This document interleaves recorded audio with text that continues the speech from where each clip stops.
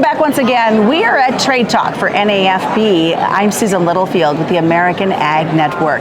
Brady Spangenberg joins us now. Now, he is the Marketing Director for Crop Protection with BASF. So let's talk a little bit about what you're seeing when it comes to the trends of this last year, 2025. I think if there was a curveball, it got thrown this last year.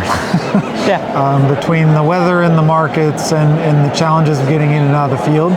So our number one takeaway was those growers that put together a planned program that maximized flexibility and agility, those were the ones that really had success this past year.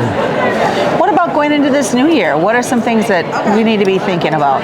Well, the lesson from this past year was, if the weather isn't going to allow you to get into a field 30, 40 days in between planting and post-application passes, we need a herbicide program that's going to be complementary and overlapping and is going to offer that residual control to get you through.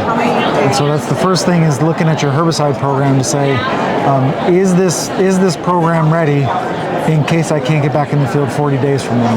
And the second thing is a fungicide plan. We saw southern rust, tar spot in corn, and then we also saw white mold creep as far south in Nebraska as you know, north of I-80. So the diseases are going to be there again. Milder winters means less winter kill, and so we also need to plan for that. Tell me a little bit more what Yield Challenge is all about. Yeah, so in tight financial times, one of the first things that people don't do is test. Right. They don't try new things, they don't trial because it's all about the bottom line. So we said, let's take that burden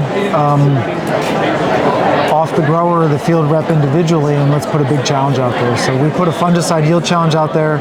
Over 1,800 growers across 300 retailers participated, and they saw some really promising results from our fungicides versus competition, but also just from trying to get all the way to the end without one. And also financing is something that everybody thinks about. As we go into 2026, talk a little bit about that. Well, one of the things we hate to see people spend money on is interest. Right.